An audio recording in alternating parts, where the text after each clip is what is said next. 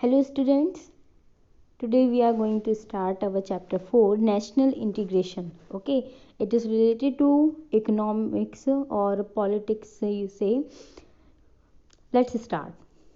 National integration का मतलब होता है नेशन में जितने भी चीज़ें हैं उन सबको एक साथ करना यानी कि एकीकृत करना है ना।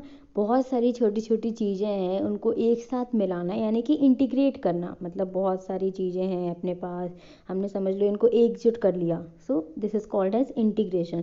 और नेशनल इंटीग्रेशन मतलब नेशन में जितनी भी चीज़ें हैं उन सबको एक साथ करना, यूनाइट करना। This is called as national integration. अब हम इसमें बहुत सारे प्रोस्पेक्टिव्स में बात करेंगे नेशनल इंटीग्रेशन होता क्या है। First, national integration is the best of the existence of any nation. मतलब कोई भी अगर नेशन एग्जिस्ट कर रहा है, अगर वो है तो उसका एक बहुत मोस्ट इम्पॉर्टेंट कारण है कि उसके अंदर क्या है, इंटीग्रेशन है, तभी वो नेशन एग्जिस्ट कर रहा है। Okay, to understand the meaning of national integration it is necessary to understand the term nation. Okay, so what is nation? Nation is not synonymous to state, it is not the caste either. उसमें क्या बोल रहा है, nation किसी एक state को यानी कि कोई एक जगह जो है उसको नहीं शो करता और ना ही वो किसी कास्ट या कोई एक ग्रुप को शो कर रहा हो। वो क्या बता रहा है, generally the nation represents the collective political, cultural and geographical feeling of people residing in certain portion of the land। किसी भी एक लैंड एरिया में बहुत सारी चीज़ों का कलेक्शन, जिसमें पॉलिटिकल चीज़ें, कल्चरल चीज़ें, जोग्राफिकल चीज़ें, ये सारी की सारी चीज़ें अगर एक साथ कलेक्टिव फॉर्म में प्रेजेंट हैं in a certain land, in a portion of the land, तो ये फीलिंग उन लोगों के अंदर क्या कहला रही है, एक नेशन बता रही है। क्या बता रही है, एक नेशन। जैसे अगर हम अपने इंडिया की अगर हम बात करते हैं तो हमारे इंडिया में नेशनल इंटीग्रेशन हम किसको बोलेंगे, एक फीलिंग कि हम इंडिया के अंदर रहते हैं, यहाँ का ये कल्चर है, यहाँ पे ये चीज़ें हैं, यहाँ पे ये पॉलिटिक्स है, यहाँ पे ये इकोनॉमिक्स है, यहाँ पे ये ज्योग्राफी है। This is called as nation. इसी को हम क्या बोलते हैं, nation. Okay, so this is a nation. अगर हमें नेशन हम समझ गए तो हम नेशनल इंटीग्रेशन भी समझने में ईजी होगा। सो नेशनल इंटीग्रेशन का मतलब क्या है, यूनिटी ऑफ नेशन, मतलब एक साथ यूनिटी यानी कि नेशन में पूरी यूनिटी। क्या बता रहा है, the feeling of oneness irrespective of caste, race, region, language and mutual understanding among the citizens of the nation is national integration. लोगों के अंदर एकजुट होने की यानी कि जो फीलिंग है वननेस की, इररिस्पेक्टिव मतलब कि सब कुछ एक है, किसके रिस्पेक्ट से ना देखें तो कास्ट है ना, जाति, रेस, रंग भेद, ओके, रीजन यानी कि कोई जगह, जैसे ये यहाँ पे ये पंजाब में रह रहा है, कोई एमपी में रह रहा है, कोई यूपी में रह रहा है, ये ना सोचते हुए लैंग्वेज, कोई मराठी बोल रहा है, कोई बिहारी बोल रहा है, कोई बंगाली बोल रहा है, इसको छोड़ के म्यूचुअल अंडरस्टैंडिंग्स यानी कि अगर एक जन कोई और सोच रखता है, दूसरा कोई और सोच रखता है, तो हमें सबके साथ मिलके चलना पड़ेगा, किसी एक की सोच के साथ हम नहीं चल सकते। सो सबकी अंडरस्टैंडिंग को साथ में रखते हुए, अपनी अकेली सिंगुलर अंडरस्टैंडिंग नहीं, म्यूचुअल यानी कि दोनों के समन्वय से एक साथ काम करने को ये जो सिटीजन्स एक साथ कर रहे हैं, इन्हीं में क्या है, नेशनल इंटीग्रेशन है, यानी कि यूनिटी है उस नेशन की। हर एक चीज़ को अलग रख के, caste, race, region, language, mutual understanding, इन सबको अलग रख के क्या कर रहे हैं, हम एक साथ रह रहे हैं। This is called as national integration. So what is the duty of citizens to regain in national integration? It is a duty of citizen to, first thing क्या ड्यूटी है इस नेशनल इंटीग्रेशन को बचा के रखने की, है ना। अगर हम किसी चीज़ को अपोज कर रहे हैं, ये नेशनल इंटीग्रेशन को अपोज करना यानी कि the forces and feelings that weaken the integration. जो नेशन है उसके हर एक सिटीजन की ड्यूटी क्या है, किस चीज़ को अपोज करना, किस चीज़ को अपोज करना चाहिए उस सिटीज़न को, फोर्सेस और ऐसी फीलिंग्स को अपोज करना जो नेशनल इंटीग्रेशन को वीक करते हों, है ना। कोई हमारी नेशनल इंटीग्रेशन को अगर वीक करे तो उन चीज़ों का हमको क्या करना चाहिए, अपोज करना चाहिए। वो अगर नेशनल इंटीग्रेशन हमारी वीक कर देंगे तो इंटीग्रेट ही नहीं रहेंगे हम, यूनिटी ही नहीं रहेंगी, यानी कि हम वीक पड़ जाएंगे। और किस चीज़ को सपोर्ट करना चाहिए, ड्यूटी क्या है उस सिटीज़न की, क्या चीज़ सपोर्ट करे वो, performance of duties which strengthens the national integration. ऐसी सारी चीज़ें जो सपोर्ट कर रही हैं इंटीग्रेशन को, है ना, जो लोग सपोर्ट कर रहे हैं कि इंटीग्रेट हो रहे हैं, उन चीज़ों को सपोर्ट करना क्या कहलाता है, नेशनल इंटीग्रेशन। यानी कि ड्यूटी सिटीजन्स की होनी चाहिए कि क्या चीज़ हमें अपोज करना है जो वीक करे, और उन चीज़ों का सपोर्ट करना है जो स्ट्रेंथ प्रोवाइड करें हमारे इंटीग्रेशन के लिए। Okay, this is called as national integration. So इस चीज़ की अगर हम बात करते हैं, तो अगर हम उसका हिस्टोरिकल बैकग्राउंड अगर देखें, हमारे इंडिया का अगर हम हिस्टोरिकल बैकग्राउंड में अगर जाएं, तो पीपल्स जितने भी हैं वो बहुत अलग अलग कंट्रीज़ में रहते थे। उनको हमारे इंडिया में बहुत सारी ऐसी नई नई चीज़ें, नई नई एग्रीकल्चर की चीज़ें, नए नए कल्चर को अगर देखा उन्होंने, लैंड एरिया को देखा, जो चीज़ें उग रही हैं उनको देखा, ठीक है, लोगों के प्रोडक्टिवनेस को देखा, उसके लिए वो दूर से हमारे देश में आए, है ना, या फिर उनको यहाँ रोज़गार मिल रहा होगा इसलिए वो आए, या रहने के लिए अच्छी जगह मिल रही होंगी इसलिए वो आए। तो अलग अलग से देश से आने के बाद वो हमारी जगह में आके रह गए। तो कुछ व्यापारी थे वो भी रह गए, ठीक है। तो क्या हुआ, डिफरेंट कंट्रीज, डिफरेंट रीजन से लोग कहाँ पे आए, हमारे देश आए, इंडिया में आए। So when we talk of Indian culture, it is not the culture of any region, caste or creed, but it means the culture of entire India. अगर हम कल्चर की बात करते हैं तो कोई एक चीज़ की बात नहीं कर रहे हैं, हम इंडियन कल्चर की बात बस नहीं करें, हम किस चीज़ की बात करेंगे, रिलीजन की, कास्ट की, क्रीड की, यानी कि लोग अलग अलग कास्ट्स में रहते हैं, है ना, अलग अलग उनकी वेयरिंग रहती है, अलग अलग फूड स्टाइल रहती है, अलग अलग उनके फेस्टिवल्स रहते हैं। ये सारी चीज़ों की अगर हम बात करते हैं तो हम क्या देख रहे हैं कि ये कल्चर में हमारे आ रहा है। तो हिस्ट्री क्या बताती है, हमारे इंडिया में इतनी डाइवर्सिटी है, क्या है, डाइवर्सिटी है कि सारी चीज़ें क्या है, एक साथ हैं फिर भी, ठीक है। तो इंडियन कल्चर में रिलीजन, कास्ट, क्रीड, इन सब में अलग अलग वैरायटी है, इसको हम क्या बोलते हैं कि यही कल्चर है हमारा, है ना, डिफरेंट चीज़ों का एक ही जुट होना, इंटीग्रेट होना, दिस इज़ आवर कल्चर, ठीक है। अब जैसे बहुत सारे जो पुराने लोग थे, उन्होंने इस कल्चर को मेंटेन रखने के लिए क्या किया, एक बहुत अच्छा दिमाग लगाया। उन्होंने सोचा कि एक अगर पंजाब में रह रहा है, एक अगर तमिलनाडु में रह रहा है, तो ये दोनों एक दूसरे के कल्चर के बारे में कैसे जानेंगे। तो उन्होंने कुछ रिलीजियस चीज़ों को चालू किया। रिलीजियस चीज़ें जैसे कोई एक धाम बना दिया, कोई एक ऐसी जगह बना दी जहाँ लोगों को आने के लिए उन्होंने बाध्य कर दिया कि आप यहाँ पे आएंगे और यहाँ पे आके पूजा पाठ करेंगे। पूजा बहुत बहुत अच्छी चीज़ें मानी जाती है हमारे यहाँ। तो लोगों के लिए यहाँ पे कुछ धाम ऐसे बना दिए जहाँ पे पुराने लोगों ने बोला कि सब आके मिलेंगे। तो इस तरीके से महाकुंभ की शुरुआत हुई, जो 4 अलग अलग जगहों में हर तीसरे साल होता है, यानी कि 12 साल का एक साइकिल रहता है। 1 साल कहीं होता है, उसके 3 साल बाद कहीं होता है, फिर 3 साल बाद कहीं, फिर 3 साल बाद कहीं, फिर से ये साइकिल शुरू हो जाती है। 4 ऐसे धाम में जहाँ महाकुंभ होता है। तो वहाँ दुनिया हमारे पूरे देश के अलग अलग जगह से सारे लोग एक जगह आते हैं, एक दूसरे को देखते हैं, एक दूसरे का कल्चर देखते हैं। तो ये चीज़ है, लोगों में क्या है, क्या बढ़ रही है यहाँ से, यूनिटी, इंटीग्रेशन, है ना, लोग एक दूसरे के बारे में समझ रहे हैं। तो महाकुंभ के थ्रू क्या किया, लोगों ने एक दूसरे के बारे में जाना। वैसे ही पिलग्रिमेज, कि कोई अगर यात्रा में जा रहा है, कोई, है ना, तीर्थ यात्रा, पिलग्रिमेज यहाँ है कि तीर्थ यात्रा में जाने वाले, ये क्या बता रहे हैं, ये स्ट्रेंथन कर रहे हैं हमारी यूनिटी को। तो इसी तरीके से जैसे पिलग्रिमेज कौन कौन से हैं, कहाँ कहाँ लोग जाते हैं, जगन्नाथपुरी, रामेश्वरम, द्वारका और बद्रीनाथ। तो ये जो तीर्थ स्थान है 4, इनको बहुत बहुत बहुत अच्छा माना जाता है। लोगों के अंदर इस जगहों की इन जगहों के लिए श्रद्धा है। इनको 4 धाम इसलिए बोला जाता है। कौन कौन से, बद्रीनाथ जो कहाँ है, उत्तराखंड, जगन्नाथपुरी जो कहाँ है, उड़ीसा, रामेश्वरम तमिलनाडु, द्वारका कहाँ है, गुजरात, ठीक है। बहुत अच्छे से देखना है, हमने प्लेस भी किया है कि कौन सी जगह कहाँ है। तो ये 4 धाम जो लोग इधर उधर जाके एक जगह पे जुटते हैं, बद्रीनाथ, जगन्नाथपुरी, रामेश्वरम एंड द्वारका। ऐसे ही महाकुंभ कहाँ कहाँ होता है, महाकुंभ 12 साल में 4 जगह होता है, हर 3-3 साल में। इलाहाबाद देखो बहुत अच्छी जगह है, जहाँ पे 2 नदियाँ आके अगर मिल रही हैं, वहाँ पे इन्होंने क्या शुरुआत करा कि यहाँ पे कुंभ लगाना है, मेला लगाना है, तो लोग यहाँ पे आएंगे, पूजा करेंगे।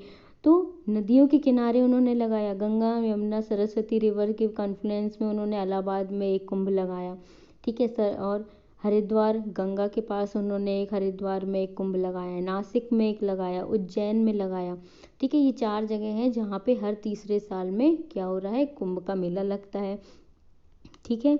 तो ये कुंभ का मेला मतलब लोगों को एकजुट कर रहा है, यानी कि यूनाइट कर रहा है हर एक वैरायटी के पर्सन को दूसरे से। तो लोग एक दूसरे का कल्चर जान रहे हैं, तो ये क्या हो रहा है, लोगों की कल्चरल चीज़ें एक दूसरे से मिल रही हैं, लोग एक दूसरे के बारे में जान रहे हैं, तभी तो यूनाइट होगा हमारा इंडिया, ठीक है। सो नेशनल इंटीग्रेशन के 2 कॉन्सेप्ट हैं, 2 कॉन्सेप्ट, यानी कि एक कॉन्सेप्ट बताता है कि यूनिटी किस किस बेस पे है, common language, mode of living, rights and rituals and religion and common mode of worship. Second mode क्या बताता है, ये बेस्ड करता है यूनिटी इन डाइवर्सिटी में, यानी कि ऑल थिंग्स आर डिफरेंट, सारी चीज़ें डिफरेंट हैं, लैंग्वेजेस डिफरेंट है, मोड ऑफ लिविंग डिफरेंट है, रिचुअल रिलीजन डिफरेंट है, बट इन सब का अगर हम आउटलुक देखें, but there outlook on national security like integrity, sovereignty, the emotions and the feelings remains same, यानी कि नेशन के लिए इनकी फीलिंग्स सबकी सेम है, भले ही अलग अलग जगह पे अलग अलग वैरायटी की पूजा होती है, रिलीजन है, रिचुअल्स हैं, लिविंग है, लैंग्वेज है, अलग है। ये पहला मोड है नेशनल इंटीग्रेशन का, कि हमारा ये अलग अलग है फिर भी हम एक हैं, बट इन सब के अलग होने के बाद भी लोगों के अंदर एक ही चीज़ बहुत अच्छी है, सोवरेनिटी, यानी कि संप्रभु है, हम अपने देश के अपने ही वासी हैं, हम यहाँ पे क्या कर रहे हैं, राज कर रहे हैं। सिक्योरिटी में देखे जाए तो इंटीग्रिटी, लोगों के अंदर एक साथ रहने की क्षमता है, फीलिंग जो है, इमोशंस जो है कि हम किस देश के वासी हैं वो एक है। सो नेशनल इंटीग्रेशन के 2 कॉन्सेप्ट हमने देख लिए। तो सबसे ज़्यादा कौन सा अपनाया जाता है, किससे हमारे देश को रिप्रेजेंट किया जाता है हर जगह, हमारी इंटीग्रेशन को, द यूनिटी इन डाइवर्सिटी। ये आपने वर्ड बहुत जगह सुना होगा, unity in diversity is the most representable thing for representing our national integration, okay, unity in diversity। So unity in diversity की अगर हम बात करें, हमारी यूनिटी डाइवर्सिटी में है, तो इसमें हम कैसे देख सकते हैं, जैसे कि अगर हम बताएं हमारा देश, अगर हम कंपेयर करें हमारे इंडिया को, अगर हम कंपेयर करें तो हमारा इंडिया ऑलमोस्ट इक्वल है हमारे यूरोप में, जो यूरोप के बराबर है ना, ये यूरोप है हमारा। इसमें अगर रशिया को अलग कर दें तो इसके बराबर कौन है, इंडिया, मतलब कि कितना ज़्यादा कल्चरल चीज़ें, कितनी सारी कल्चरल चीज़ें होंगी, ठीक है। इंडिया की पॉपुलेशन सेकेंड मोस्ट पॉपुलेटेड देश है हमारा इंडिया, यानी कि पूरी दुनिया में सेकेंड मोस्ट पॉपुलेटेड, यानी कि बहुत लोग रहते हैं यहाँ पे, तो डाइवर्सिटी भी ज़्यादा होगी। 22 नेशनल लैंग्वेजेस हैं हमारे एक देश के अंदर, 22 नेशनल लैंग्वेजेस हैं, उसके अलावा भी हैं, बट नेशनल लैंग्वेजेस का दर्जा कितनों को मिला है अभी तक, 22 को, और भी हैं, ठीक है, जिनको हम नहीं जानते। और उसके बाद रिलीजियस डाइवर्सिटी, यानी कि बहुत लोग बहुत अलग अलग रिलीजन्स में फेथ रखते हैं, कोई दूसरा धर्म मानता है, कोई एक धर्म मानता है, ठीक है, किसी का किसी पे विश्वास है, किसी का किसी पे विश्वास है, तो रिलीजियस डाइवर्सिटी भी बहुत है, ठीक है। देन यूनिटी इन डाइवर्सिटी हमको कैसे समझ आया, लोगों की वेशभूषा अलग है, लोगों का खान पान अलग है, लोगों का त्यौहार मनाने का स्टाइल अलग है, लोगों की डांसिंग अलग है, लोगों की सिंगिंग्स अलग है, फिर भी क्या है, हमारे देश में यूनिटी है इस डाइवर्सिटी में। इतनी डाइवर्सिटी होने के बाद भी क्या है, यूनिटी। अगर कोई इंडिया के लिए हाथ खड़ा करने को बोले तो पूरा इंडिया हाथ खड़ा करेगा, कोई पंजाबी इंडियन नहीं है, कोई मराठी इंडियन नहीं है, ठीक है, कोई बंगाली इंडियन नहीं है, क्या है, सिर्फ इंडियन है। So unity in diversity, it means ये यूनिटी है इतनी सारी डाइवर्सिटी में भी, ओके। तो इस यूनिटी के लिए हमारे पास 2 फोर्सेस काम करते हैं, कोई यूनिटी बना भी सकता है, कोई यूनिटी को तोड़ भी सकता है, ठीक है। तो जो लीडर्स हैं हमारी कंट्री के, उन्होंने बहुत ज़्यादा वैल्यूएबल एफर्ट्स लगाए हैं इस इंटीग्रिटी के लिए, इस यूनिटी के लिए, ठीक है। तो ये फोर्सेस कहलाते हैं प्रमोशनल फोर्सेस। और एक टाइप के ऐसे फोर्सेस हैं जो डिस्ट्रप्टिव फोर्सेस होते हैं, यानी कि इस यूनिटी को तोड़ते हैं। यूनिटी को बनाने वाले होते हैं प्रमोशनल फोर्सेस और तोड़ने वाले होते हैं डिस्ट्रप्टिव फोर्सेस, यानी कि हमारे देश को एकजुट करने के लिए प्रमोशनल फोर्सेस लगेंगे और तोड़ने के लिए डिस्ट्रप्टिव फोर्सेस लगेंगे। सो प्रमोशनल फोर्सेस कौन से होते हैं, the national leaders put in valuable efforts to maintain the unity and diversity. ये हमको पता है कि लीडर्स ने बहुत अच्छा काम किया है, प्रमोशनल फोर्सेस लगाए हैं, मतलब कि यूनिटी और डाइवर्सिटी को मेंटेन करने के लिए एफर्ट्स लगाए हैं। ठीक है, कुछ ऐसे आइडिया और ऐसे प्रिंसिपल्स कॉन्स्टिट्यूशन में डाले हैं जिन्होंने स्ट्रॉन्ग कर दिया है हमारे इंडिया को एक दूसरे से जुड़े रहने के लिए। उनमें से कौन कौन से प्रिंसिपल्स हैं, जैसे democracy, fundamental rights, directive principle and state policy, the uniform judiciary, है ना, ये हम पढ़ेंगे अभी। Secularism, national emblems and national festivals, ये हैं प्रमोशनल फोर्सेस जो लोगों को एक दूसरे से जोड़ते हैं। दूसरी disruptive forces, there are some disruptive forces that hinder national integration. National integration को तोड़ने के लिए डिस्ट्रप्टिव फोर्सेस भी लगाते हैं बहुत लोग। ठीक है, वो कौन से होते हैं उनको हम पढ़ेंगे, जिनके कारण क्या हो रहा है, कॉन्फ्लिक्ट्स, टेंशन हो रही है लोग सोसाइटी में। ठीक है, सेल्फ गेन के लिए क्या कर रहे हैं, फीलिंग जो है रिलीजन की, कास्ट की, लैंग्वेज और रीजन की, इनको प्रमोट कर रहे हैं। प्रमोट करना मतलब लोगों के बीच में अगर आप बोल दोगे कि ये कास्ट अच्छी है, ये नहीं है, ये रिलीजन अच्छा है, ये नहीं है, तो ये क्या करेगा, लोगों को सेपरेट आउट कर देगा। ये हम पढ़ते हैं। सो प्रमोशनल फोर्सेस में अगर हम देखें तो फर्स्ट प्रमोशनल फोर्स है हमारा फंडामेंटल राइट, यानी कि हमने एक ऐसा फोर्स लगाया है फंडामेंटल राइट का जो हमें इंटीग्रेट करके रखेगा, यानी कि सारी चीज़ें इक्वल कर दी, लोगों के अंदर राइट दे दिया कि आपको इक्वालिटी का राइट है ना, इक्वल हो आप, कोई भी तरीके के क्यों ना हो, रेस, कास्ट, लैंग्वेज, रिलीजन, जितनी भी चीज़ें हैं आपकी, उन सब का बेस हटा के आप क्या हो, सब एक समान हो कानून के सामने। राइट टू फ्रीडम, यानी कि फ्रीडम है आपको हर एक चीज़ करने की, है ना। कुछ ऐसी चीज़ें हैं, कुछ चीज़ें हैं जिनको मना किया गया है, बट राइट टू फ्रीडम, आप आने जाने की आपको सुविधा है, आप हर कुछ कर सकते हो। ठीक है, तो राइट टू फ्रीडम दिया गया है। राइट अगेंस्ट एक्सप्लॉयटेशन, आप कोई भी अगर आपको एक्सप्लॉइट कर रहा है, आपके ऊपर बुरा बर्ताव कर रहा है, तो आपको राइट है कि आप उसके अगेंस्ट खड़े हो। ठीक है, right against exploitation. Right to freedom of religion, यानी कि आपको रिलीजन कोई भी चूज़ करने का फ्रीडम है, आप कोई भी रिलीजन मान सकते हो। कल्चरल एंड एजुकेशन राइट, यानी कि आप अपने कल्चर को फॉलो कर सकते हो, कोई नहीं रोकेगा। आप एजुकेशन ले सकते हो, कोई नहीं रोकेगा। तो ये दोनों राइट दिए गए हैं। राइट टू कॉन्स्टिट्यूशनल रेमेडीज़, यानी कि इस कॉन्स्टिट्यूशन में अगर कोई चीज़ ऐसी है जो गलत है, उसको रेमेडी यानी कि उसको सुधारने का भी राइट आप रखते हो। ठीक है, ये प्रोसेसेस बहुत लंबी होती हैं, हमको दिख बहुत कम रही हैं, बट फंडामेंटल राइट एक ऐसा फोर्स लगाया गया है लोगों के ऊपर जो हमारी यूनिटी को बरकरार रखता है। इससे हम क्या रहेंगे, यूनाइट रहेंगे, क्योंकि हर किसी को हर चीज़ करने की फ्रीडम है, तो वो यूनाइट भी रह सकते हैं। सो द डायरेक्टिव प्रिंसिपल्स, दूसरी चीज़ क्या है, डायरेक्टिव प्रिंसिपल्स, यानी कि ऐसी गाइडलाइंस दी गई हैं गवर्नमेंट को जो वर्क करे उस पुअर और एक्सप्लॉइटेड के ऊपर। गवर्नमेंट किसके द्वारा बनाई गई है, लोगों ने रिप्रेजेंटेटिव्स चूज़ करे हैं और वो रिप्रेजेंटेटिव्स क्या कर रहे हैं, लोगों के लिए काम। तो गवर्नमेंट के लिए गाइडलाइन बनाई है directive principle and state policy में। ठीक है, जिसके थ्रू क्या कर रही है, गवर्नमेंट को काम करना पड़ेगा उस पुअर और एक्सप्लॉइटेड के ऊपर जिसके ऊपर एक्सप्लॉइटेशन हो रहा है। Okay, second force second force है हमारा फंडामेंटल ड्यूटीज़। फंडामेंटल राइट्स हमने देख लिए, जो हमको राइट्स मिले हुए हैं। ड्यूटीज़ यानी कि हमारे पास कौन सी ड्यूटीज़ हैं, हमको क्या क्या करना पड़ेगा, आपकी ड्यूटी क्या है। फंडामेंटल ड्यूटी यानी कि इंडियन कॉन्स्टिट्यूशन में आर्टिकल 51A में फंडामेंटल ड्यूटीज़ डाली हुई हैं कि आपको क्या करना पड़ेगा। फर्स्ट थिंग क्या, abide the constitution, respect the national abide by the constitution, respect the national flag and anthem।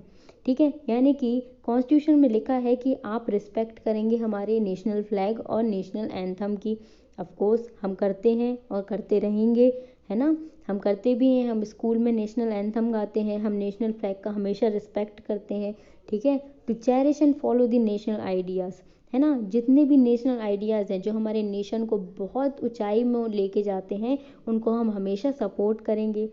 To protect and uphold the sovereignty, unity and integrity, हम हमेशा प्रोटेक्ट करेंगे और उस चीज़ को ऊपर करेंगे जो हमारे देश को संप्रभु यानी कि सोवरेन करने के लिए, यूनाइट करने के लिए और इंटीग्रेट करने के लिए सपोर्ट करेंगे। उन सारे आइडियाज़ को हम सपोर्ट और प्रोटेक्ट करेंगे।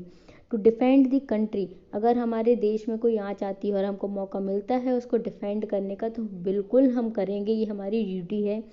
To promote harmony and spirit of brotherhood, हम हमेशा लोगों को एक दूसरे के साथ रहने के लिए प्रमोट करेंगे।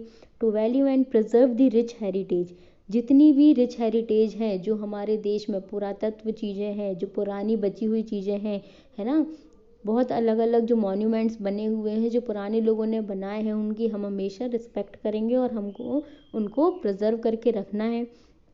To protect the natural environment to protect the natural environment, यानी कि हम अपने आसपास के इन्वायरमेंट का प्रोटेक्शन करेंगे।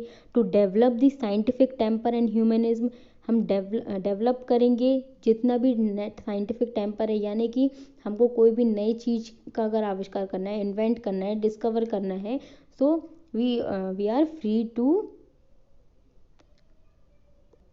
Develop it. ठीक है, ह्यूमनिज्म को हम हमेशा क्या करेंगे, डेवलप करेंगे, यानी कि हम अपने अंदर के जो इंसानियत है उसको हमेशा हम डेवलप करते रहेंगे टाइम के साथ। To save the public property, अगर पब्लिक प्रॉपर्टी जो है उसको हम हमेशा सेफ रखेंगे, है ना, यानी कि अगर एक जगह पे अगर स्ट्रीट लाइट लगी हुई है, अगर उसमें कोई प्रॉब्लम क्रिएट करता है तो हम हमेशा उसको मना करेंगे। हमको आसपास के एनवायरनमेंट को सेव करना है तो हमको डस्टबिन्स का यूज़ करना है तो वो हम करेंगे, यानी कि हमारी जितनी भी पब्लिक प्रॉपर्टी है उनको हमको सेफ रखना है, because it is used by every person in our society. To strive towards excellence, excellence के लिए हम हमेशा उस रास्ते में जाएंगे, उस डायरेक्शन में जाएंगे जो हमको एक्सीलेंस दिलाए। To provide opportunity and education, हर उस पर्सन के लिए अपॉर्चुनिटी क्रिएट करेंगे जिसको ज़रूरत है, हर एक उस पर्सन को एजुकेशन देंगे जिसको ज़रूरत है। ठीक है, तो ये हमारी ड्यूटीज़ हैं जो हमको फॉलो करनी है, इन्हीं के थ्रू हम क्या कर सकते हैं, हमारी नेशनल इंटीग्रेशन को बढ़ा सकते हैं। राइट, सेकुलरिज्म, सेकुलरिज्म यानी कि हमारे इंडिया को क्या बोला गया है, it is called as a secular state, because ये हर एक धर्म को सपोर्ट करता है। ये मतलब सपोर्ट करना यानी कि किसी एक धर्म के लिए बस नहीं खड़ा है, इसको क्या बोला गया है, इंडिया को धर्मनिरपेक्ष राष्ट्र बोला गया है, यानी कि सेक्युलर कंट्री बोला गया है, इसको हम क्या बोलते हैं, सेकुलरिज्म। ठीक है, Hindu, Jainism, Buddhism, Sikhism, Islam, Christianity, every religion are followed here, है ना, हर एक रिलीजन का पर्सन हमारे इंडिया में रहता है, इसलिए हमारे देश को क्या बोला गया, सेकुलर कंट्री। और ये कॉन्स्टिट्यूशन में भी लिखा है कि India is a secular country. Okay, followers in different religions have their own religion freedom, right? The government does not discriminate against any religion. Government कभी भी किसी को किसी रिलीजन के थ्रू डिस्क्रिमिनेट नहीं कर सकती। Okay, national symbols, national symbols हमको मालूम है, हमारा emblem, national emblem, national animal, national bird, national flag, national flower, national river, national song, national anthem, यानी कि हर एक इंडिया के पर्सन के पास ये नेशनल सिंबल्स हैं, वो जानते हैं। तो इसके थ्रू क्या मिले, हमने सारे लोगों ने एक ही को हमारा नेशनल एंथम बनाया, एक ही चीज़ को हमारा नेशनल सॉन्ग बनाया, एक ही को हमने नेशनल फ्लावर माना, एक ही हमारा नेशनल फ्लैग है। This is called as unity, हम हर कोई एक ही चीज़ मान रहा है, यानी कि हम यूनाइट हैं उस एक फीलिंग के साथ जो सारे लोग मान रहे हैं। This is a national unity. Integration, okay, we also have 3 national festivals, Independence Day, Republic Day and Gandhi Jayanti, ये हम सभी मनाते हैं, एवरी कास्ट, एवरी रिलीजन, है ना, एवरी रेस, ये सारी चीज़ें मनाई जाती हैं। ओके, टूरिज्म, टूरिज्म भी हमारे लिए क्या है, नेशनल इंटीग्रेशन का एक फोर्स है, प्रमोशनल फोर्स है, यानी कि अगर हम टूरिज्म करने जाते हैं, अगर हम एक जगह तमिलनाडु में बैठे हैं, तमिलनाडु से हमको क्या देखने जाना है, लाल किला, तो हम वहाँ से कहाँ जाएंगे, लाल किला देखने जाएंगे, लाल किला देखने जाएंगे तो हम बीच की हर एक वो जगह को देखेंगे जो हमारे इंडिया की है। ओके, अगर हम न्यू दिल्ली में बैठे हैं, वहाँ से हमको कहाँ जाना है, तमिलनाडु के कोई एक मंदिर घूमने जाना है, तो हम क्या करेंगे, वहाँ से वहाँ तक जाएंगे, जिससे क्या हो, हमको सारी बीच की सारी चीज़ें हमको दिखाई दें, इससे क्या बढ़ी, हमारी यूनिटी, इंटीग्रेशन, क्योंकि एक फोर्स है, लगाया गया फोर्स कि आपको वहाँ घूमने जाना है तो आपको वहाँ जाना पड़ेगा, कोई चीज़ आपके पास नहीं आएगी, तो बीच की सारी चीज़ें हमने देख ली, यानी कि हमने इंडिया के बारे में सारी चीज़ों को देखा। ठीक है, this is the benefit of tourism for promotional forces. Okay, now the disruptive forces, यानी कि जो चीज़ों को तोड़ दे, ऐसी फोर्सेस उनको क्या बोलेंगे, disruptive forces. First, communalism, communalism meaning feeling of superiority for one community and its faith, and that of inferiority for the other, and to keep the interest of the community above national interest। यानी कि communalism मतलब किसी एक community को superior बताना, यानी कि दूसरी कम्युनिटी अपने आप को क्या समझेगी, इन्फीरियर। इन्फीरियर समझेगी मतलब कि वो डरी हुई रहेगी। अगर एक को सुपीरियर बता दिया, उसके उसी के सामने सारी अपॉर्चुनिटीज़ रख दी, तो सेकंड वाला क्या करेगा, वो तो अपने आप को इन्फीरियर ही समझेगा ना, अपने आप को दबा हुआ ही समझेगा ना। सो दिस इज़ दी कम्युनलिज्म। किसी को ये कम्युनलिज्म अगर लोगों के अंदर आ गया, अगर किसी ने अपने आप को सेपरेट करने के लिए सोचा कि इस इंटरेस्ट को अगर वो बढ़ाएंगे, कम्युनिटी को, एक कम्युनिटी को अच्छा एक कम्युनिटी को बुरा बताएंगे, तो ये चीज़ें नेशनल इंटरेस्ट के अबव आ जाती हैं।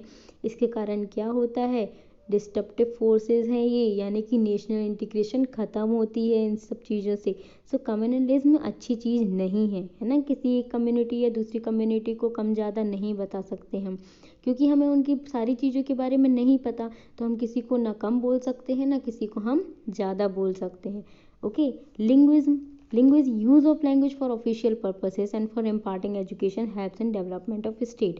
ओके, लैंग्वेजेस या ऑफिशियल पर्पस के लिए यूज़ करना किसी लैंग्वेज को, वो डेवलप करता है उस स्टेट को। आप अगर उस स्टेट में अगर ये बोल दो कि ये लैंग्वेज यूज़ हो रही है but it is not our maternal language, तो हम उस लैंग्वेज को क्या समझेंगे, अलग समझेंगे। बट नहीं, अगर कोई स्टेट अगर उस एजुकेशन से, उस लैंग्वेज से अगर डेवलप हो रहा है, तो वो बहुत अच्छा है। So many a time social tension brews over the issue of different language. अलग अलग लैंग्वेज के यूज़ करने से कई बार क्या होता है, टेंशन क्रिएट हो जाती है। Okay, people of different region fearful of insecurity put the interest of their language above the national interest। National interest के ऊपर कई लोग क्या करते हैं, अपने इंटरेस्ट अपने रीजन के लिए, अपनी इनसिक्योरिटी हटाने के लिए क्या करते हैं, लैंग्वेज का सपोर्ट लेते हैं लोगों को अलग करने में। तो ये चीज़ बहुत बुरी होती है। तो लैंग्वेज्म भी एक फैक्टर है, डिस्ट्रप्टिव फोर्स है, जो इंटीग्रेशन को कम करता है। ठीक है। कास्टिज्म। कास्टिज्म एक बहुत मेजर ड्रॉबैक है हमारे यहाँ का। तो हमारे एंशियंट टाइम पे वर्ण व्यवस्था थी। वर्ण व्यवस्था यानी कि caste system which is based on the occupation of man, यानी कि जो इंसान जो काम कर रहा है, जो पर्सन जो काम कर रहा है, उसके बेसिस पे उसका कास्ट बता दिया गया कि तुम क्या हो। तुम ब्राह्मणों का काम कर रहे हो तो तुम ब्राह्मण हो, तुम क्षत्रिय का काम कर रहे हो तो तुम क्षत्रिय हो, तुम वैश्य का काम कर रहे हो तो तुम वैश्य हो, तुम शूद्र का काम कर रहे हो तो तुम शूद्र हो। उनके काम के अकॉर्डिंग उनको क्या दिया गया, उनको वर्ण में डिवाइड कर दिया गया। So casteism is a big obstacle in the path of national integration. तो नेशनल इंटीग्रेशन के लिए एक बहुत बड़ा ऑब्स्टेकल है, कौन सा, कास्ट सिस्टम। कास्ट यानी कि एक जन अगर ब्राह्मण है ना, उससे नीचे अगर क्षत्रिय आते हैं, तो ब्राह्मण क्या करेगा, फिर वो बोलेगा कि मैं सुपीरियर हूँ, तुम जूनियर हो तो तुम जूनियर जैसे रहो, मैं सुपीरियर हूँ तो मैं सुपीरियर जैसे रहूँगा, मैं सीनियर हूँ तो मैं सीनियर जैसे रहूँगा। But this is not good. ठीक है। तो caste is a unit which binds the people of the same caste in marriage and food habits. ठीक है। कास्ट के कारण एक यूनिट है जिससे लोग बाइंड होते हैं एक ही कास्ट के, या तो मैरिज में या फूड हैबिट्स में। ठीक है। The people of the same caste could not break away from the foundations of caste and so they fail to play vital role in the society. बहुत सारे लोग क्या करते हैं, मतलब जो बाउंडेशन है इसको तोड़ के दूसरी कास्ट की तरफ नहीं जा पाते हैं, यानी कि दूसरे वर्क की तरफ नहीं जा पाते हैं, वो वहीं रह जाते हैं सोसाइटी के कारण। सो इसके कारण क्या हुआ, वो जो पुरानी व्यवस्था थी जो वर्क पे डिपेंड कर रही थी, वो किस पे चली गई। Gradually this system becomes hereditary and it was linked to birth instead of work. ये किससे लिंक हो गई, by birth instead of work, यानी कि वर्क के अकॉर्डिंग नहीं, वो इंसान जहाँ पैदा हो रहा है उसको उस कास्ट में डाल दिया गया कि अब तुम ब्राह्मण के घर पैदा हुए हो तो तुम ब्राह्मण ही हो, यानी कि तुम ऊंचे हो। अगर तुम शूद्र के घर हुए हो तो तुम शूद्र ही हो, यानी कि तुम उतने ही नीचे हो। ऐसा बोलना बहुत बहुत बुरा था। So this system gradually becomes the hereditary. ठीक है। हेरिडिटरी हो गया तो ये कास्ट सिस्टम बढ़ गया। कास्ट सिस्टम के कारण जो ऊंचा था वो ऊंचा ही रहा, जो नीचे है वो नीचे ही रहा। कभी भी इनमें कोई भी चीज़ें जो थी वो एक सी नहीं हो पाई। ठीक है। इनमें डिफरेंसेस बहुत हो गए। तो बहुत सारे ऐसे डिफेक्ट थे जो कास्टिज्म में थे, जैसे ये सोसाइटी को डिवाइड करते थे हाई और लो क्लास में। ठीक। कास्ट के कारण ये बहुत ज़्यादा रिजिडनेस आ गई थी कि कास्ट तुम्हारी ये है तो तुम यही रहोगे। ठीक है। अपर कास्ट एक्सप्लॉइट करती थी लोअर कास्ट को, ये बहुत बड़ा ड्रॉबैक था। प्रेशर था कास्ट में कि पॉलिटिकल इन्फ्लुएंस बहुत ज़्यादा था, छोटे कास्ट वालों के ऊपर जो बड़े कास्ट वाले थे वो बहुत ज़्यादा पॉलिटिकल प्रेशर डालते थे। Creates trouble in economic progress, इनके कारण क्या हो रही थी, इकोनॉमिक प्रोग्रेस बहुत ज़्यादा प्रॉब्लमेटिक हो गई थी। ठीक है, तो ये मेजर डिफेक्ट थे कास्टिज्म में। ठीक है, तो कास्टिज्म को बहुत मतलब कि अगर उसके अगेंस्ट लोग बहुत सारे खड़े हुए, कुछ ऐसे लीडर्स थे जिन्होंने क्या किया, रिफॉर्म लेके आए, सोशल डिस्क्रिमिनेशन को कम किया। तो इनमें किस किसने काम किया, संत रामानंद ने। ठीक है, संत रामानंद ने, राम मोहन रॉय ने, गांधी जी ने, बी आर अम्बेडकर जी ने, ईश्वर चंद्र विद्यासागर ने, और भी बहुत सारे हैं, स्वामी दयानंद सरस्वती ने। ठीक है, और महाप्रभु ने भी किया, चैतन्य महाप्रभु ने। ठीक है, संत कबीर ने भी काम किया। यानी कि पुराने जो थे कवि अपने कवियों के कविताओं के माध्यम से लोगों को बताते थे कि कास्ट सिस्टम पे ऐसे विश्वास नहीं करना चाहिए। जो उसके बाद के दौर के लोग आए उन्होंने अपने तरीके से पढ़ने के बाद बताया। तो कास्ट सिस्टम को कम करने के लिए बहुत लोगों ने काम किया, बट अभी भी वो सिस्टम कैसा है, चला आ रहा है बहुत सारे ऐसी जगहों पे जहाँ अभी तक जागरूकता अवेयरनेस नहीं आई है। ठीक है, सो दिस इज कास्टिज्म, जो एक डिस्ट्रप्टिव फोर्स है जो इंटीग्रेशन को कम करता है। Next is terrorism. टेररिज्म, ये आपने नाम से ही समझ आ रहा होगा, इतना ज़्यादा फेयरफुल दिखता है ये। This is the crime against democracy and humanity, है ना, लोकतंत्र और ह्यूमैनिटी के अगेंस्ट क्या हो रहा है, ये क्राइम हो रहा है। Terrorism is the plan move to spread violence to gain desired purpose, कोई भी एक डिजायर पर्पस, यानी कि आप जो चाह रहे हो वो पर्पस को पाने के लिए आप क्या कर रहे हो, टेरर प्रोड्यूस कर रहे हो लोगों के अंदर, टेररिज्म बढ़ा रहे हो। At present terrorism is posing constant threat to disintegrate our national unity, यानी कि ये कॉन्स्टेंट पोज है नेशनल इंटीग्रिटी को ख़त्म करने के लिए, ऐसा डिस्ट्रप्टिव फोर्स जो बहुत ज़्यादा नेशनल इंटीग्रिटी में डिफेक्ट लाता है। ओके, सेपरेटिज्म, सेपरेटिज्म का सीधा मतलब है to demand a separate state from country is called separatism, है ना। The most disturbing state of regionalism gives birth to separatism, सबसे मोस्ट इंपॉर्टेंट थिंग क्या है, किसी एक स्टेट को अलग करना किसी एक देश से, वो क्या कहलाता है, separatism. This feeling of separation could be evaded by social justice, decentralised and balanced development.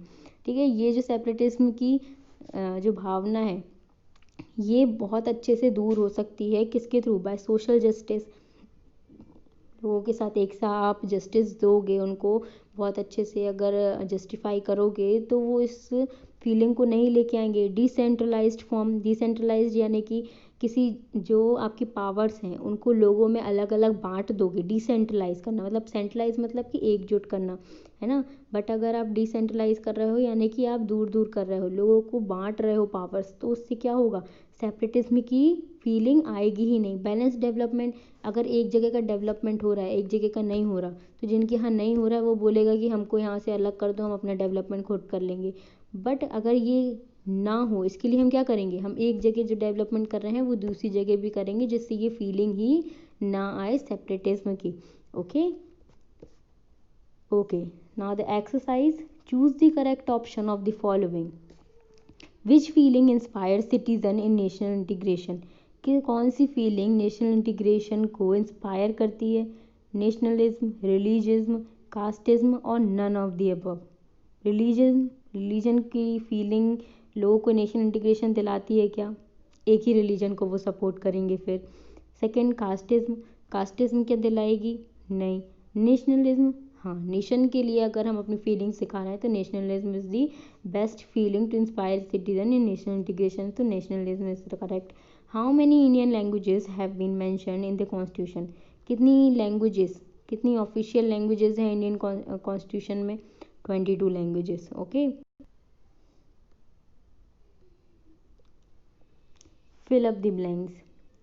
There are provisions of dash fundamental rights in Indian Constitution. There are provisions of how many rights, 6 fundamental rights. Okay, second, symbol of Ashoka is dash emblem. Ashoka का symbol क्या है, कौन सा emblem है, national emblem. Okay, in ancient period वर्ण system was based on, वर्ण system किस पे बेस्ड था, वर्क पे कि बर्थ पे, वर्क पे, okay, this is called as karma, okay. Fourth, India was divided in the year, India किस ईयर में डिवाइड हुआ था, किस ईयर में सेपरेट हुआ था, 1947, है ना। सेपरेटिज्म की जो फीलिंग हमने पढ़ी है उसका क्वेश्चन है।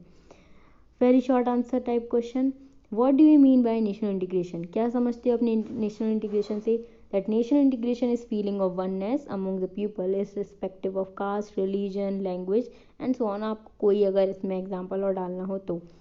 What do you mean by secularism, secularism किसको बोलते हैं हम, secularism every religion has the right to practice his own religion, secularism यानी कि धर्मनिरपेक्ष, यानी कि इंडिया में हर एक रिलीजन को एक राइट दिया है कि आप अपना रिलीजन फॉलो कर सकते हो, okay. Question 3, what do you mean by unity in diversity, unity in diversity का मतलब क्या है, despite numerous religions, regions, languages, caste in our country India is a unit, this is unity in diversity, कोई भी चीज़ें हो, religion, language, cast, ये सब क्या है, एक यूनिट में बंधी हुई हैं, this is a unity in diversity. Short type question, question 1, explain the major defects of caste system, caste system के मेजर डिफेक्ट्स क्या थे, सोसाइटी को क्या कर दिया था, हाई और लो क्लासेस में बांट दिया था, एक्सप्लॉइट हो रहे थे लोअर कास्ट के लोग, ठीक है, इकोनॉमिक प्रोग्रेस नहीं हो रही थी, नेशनल जो प्रेशर था लोगों पे कास्ट का वो बहुत ज़्यादा था, है ना। ये किसको इन्फ्लुएंस करती थी, पॉलिटिक्स को सबसे ज़्यादा। Question 2, which are our national symbols, national symbols कौन कौन से हैं, national flag, national anthem, national emblem, है ना, नेशनल हमारा जो नेशनल बर्ड है, नेशनल एनिमल हो गया, ठीक है, ये सारे क्या है, नेशनल सिम्बॉल्स हैं। Long answer type question, write notes on fundamental rights and duties, fundamental rights और ड्यूटीज़ में हमको नोट्स बनाना है। So Indian constitution has provision of 6 fundamental rights, ठीक है, they are enjoyed by all the Indians without any discrimination, ठीक है, बिना किसी डिस्क्रिमिनेशन के सारे लोगों के साथ में ये फॉलो किए जाते हैं। ये कॉन्स्टिट्यूशन में क्यों डाले गए हैं, for the opportunities and for the development of citizens like equality, freedom and social justice, okay. The interest of weaker section of the society have been protected and safeguard, ठीक है, weaker section के लिए protection और safe guards बनाए गए हैं।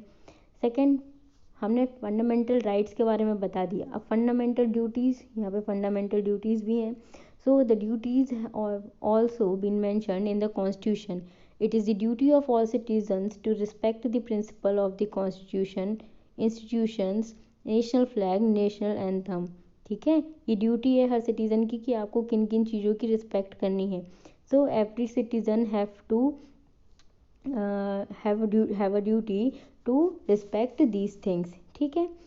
The integrate every citizen maintain the integration and of country, the citizen should protect property and create brotherhood, ठीक है, it is protect, it is maintain, okay। Question number 2, elaborate separation in detail, separation को detail में हमको समझाना है, यानी कि separate हम कब होते हैं, जब रिलीजन को हम प्रायोरिटी देंगे, रिलीजन के अकॉर्डिंग हम क्या करेंगे, दो जगह को डिवाइड करेंगे, जैसे इंडिया और पाकिस्तान क्या हो गए, डिवाइड हो गए अकॉर्डिंग टू रिलीजन, है ना, इसी बेस पे तो डिवाइड हुए थे। सो डिमांड करना एक इंडिपेंडेंट स्टेट की क्या कहलाता है, separatism. Every caste or language prevalent in country, this diversity leads to dissatisfaction and leads to a demand of separate state.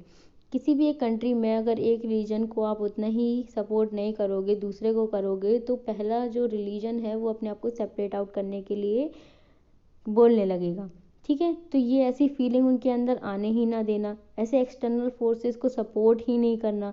So this in country, this economic of country and fundamentalist choose to follow the path of violence, terrorism and the feeling of separation. तो अगर ऐसी feeling उनके अंदर आ जाती है तो उसके कारण ये क्या करेंगे, टेररिज्म, वायलेंस, इन सब का रास्ता अपनाएंगे और सेपरेट होने के लिए ऐसी फीलिंग जताएंगे, ठीक है। तो लोग इन सब को अवॉइड करने के लिए हमें क्या करना चाहिए, could be avoided by social justice, decentralization and balanced development, okay, जो अभी हमने समझाया आपको। All right, thank you so much.